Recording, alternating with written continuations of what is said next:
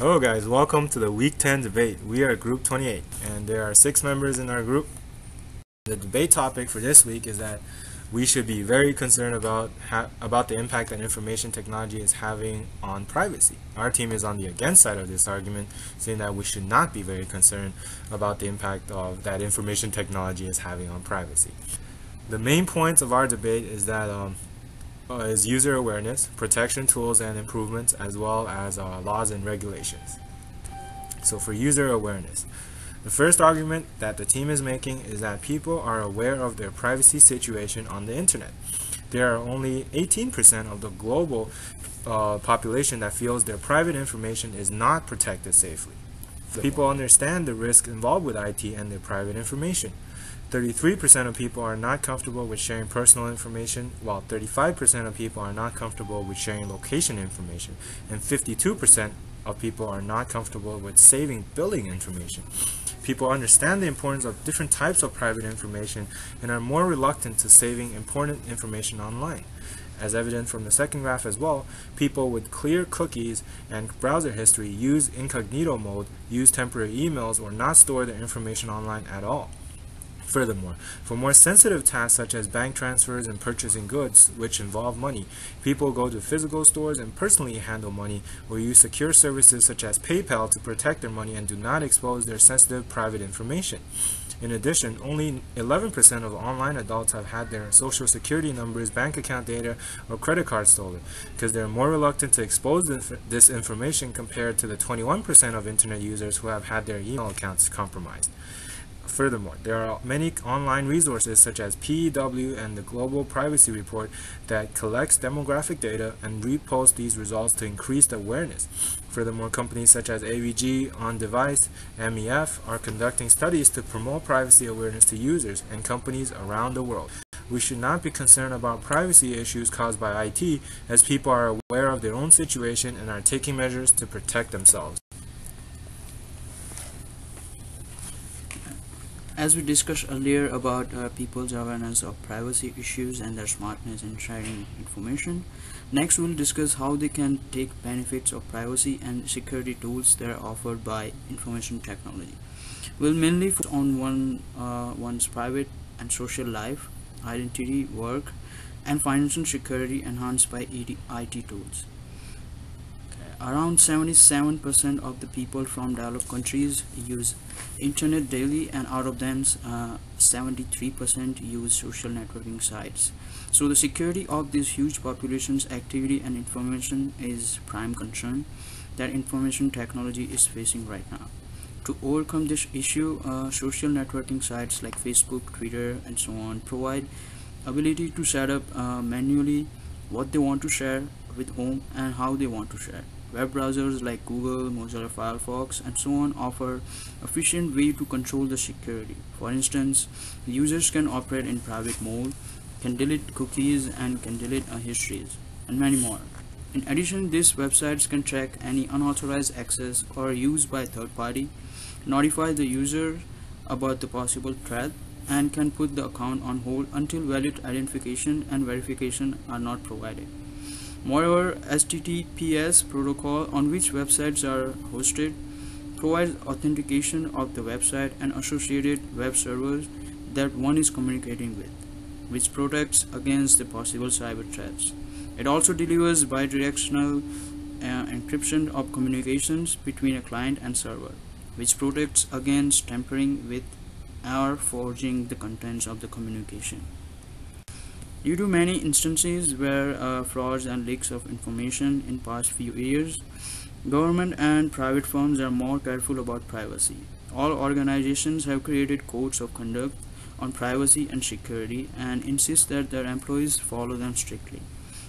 In addition, they created identification and authentication tools to protect their employees' identities and work from getting into wrong hands. For example, most of the companies are using key cards or some other system to keep track of who enters or who leaves the company's premises. Also, employees must provide valid authentication to access data and information on computers.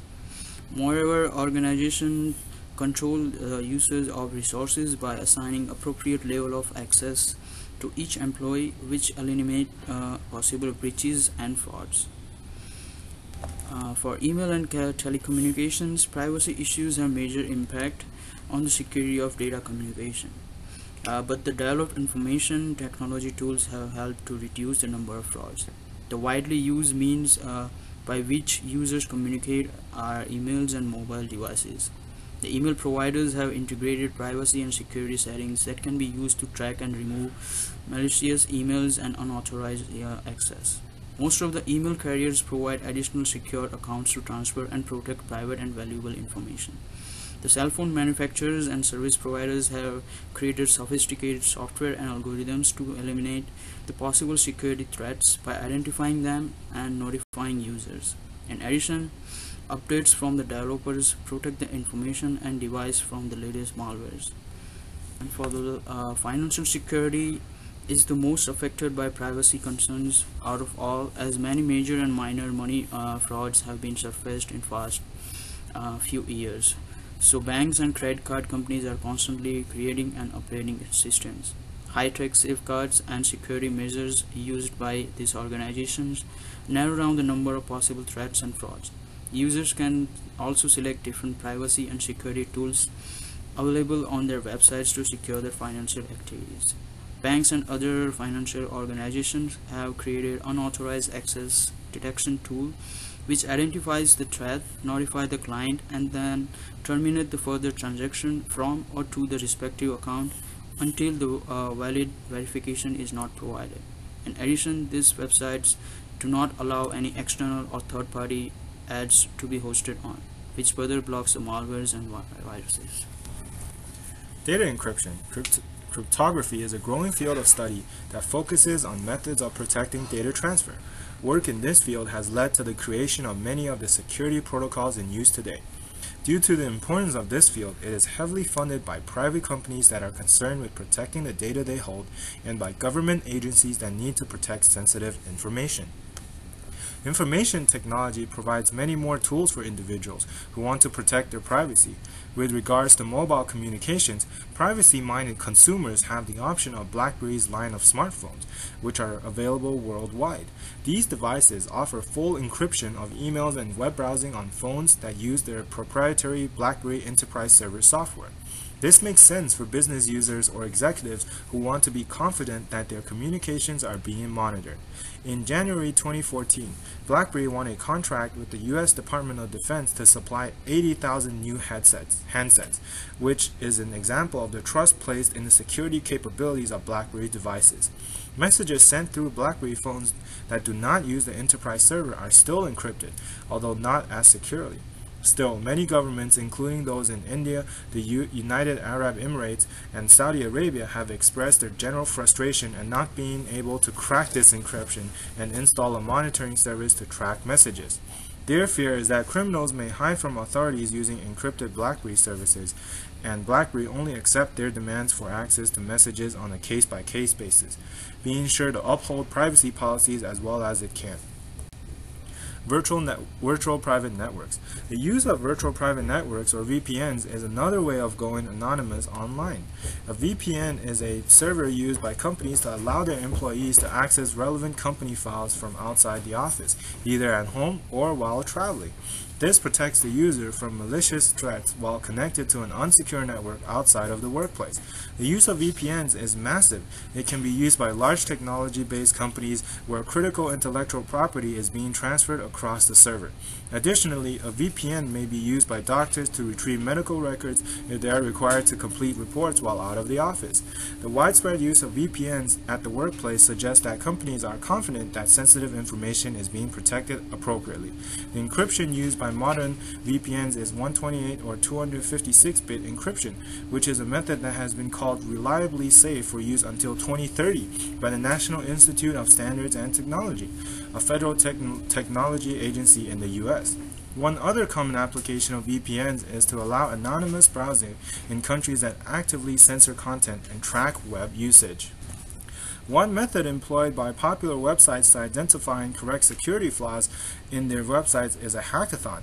A hackathon event invites talented hackers and programmers to try to break a website's security in a controlled setting, and the best performers performers are rewarded with financial incentives. Hackathons have been critical in catching important security flaws.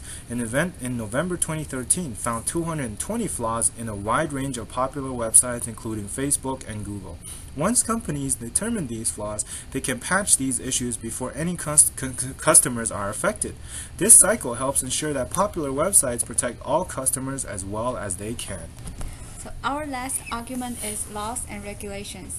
Policy measures by which are meant actions that information collectors can or must take are considered the most important privacy protection tool. Companies and governments are increasing their awareness on privacy and security and are constantly improving them.